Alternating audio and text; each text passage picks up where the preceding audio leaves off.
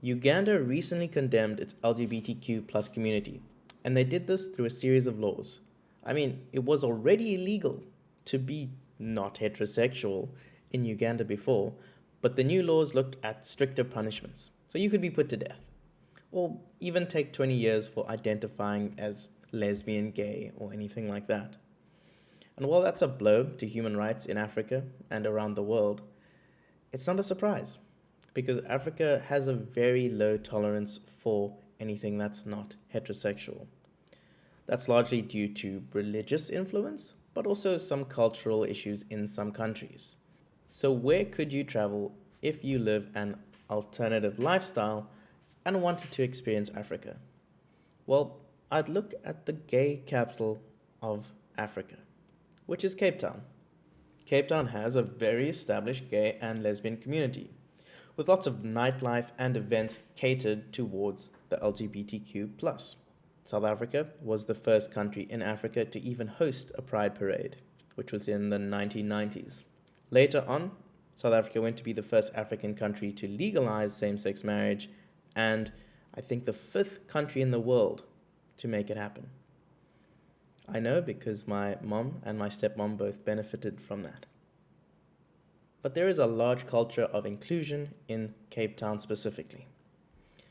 There's lots of events that all cater to make sure marginalized people have a place and are visible in society. But this level of acceptance is only possible because of South Africa's dark past. It starts off with the Constitution, which was put in place after apartheid. Apartheid was a horrible legalization of the separation of races, as well as other horrible injustices that were done to many different cultures and people in South Africa. But to make sure that the citizens were never put through that kind of discrimination again, the Constitution was drawn up in about 1994 and made legal by Nelson Mandela in 1997. This Constitution makes sure that you cannot be discriminated against in terms of your race, gender, sex, marital status, ethnicity, social origin, sexual orientation, age, disability, culture, language, or religion. There was a few others I skipped, but that's the general broad sense of it. For anything that is unique to you and your identity, you can't be discriminated against. No one can take away your basic human rights. But it's not a lot to just have a law. How do you enforce something like that on a social level? Well, I think because of the hardships of the past, South Africans have grown a very large tolerance between differences.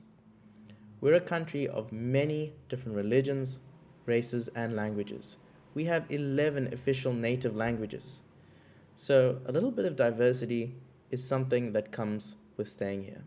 And I'm not saying that everyone everywhere is accepting of everything, but there is a culture of putting in effort. Cape Town is a lovely city.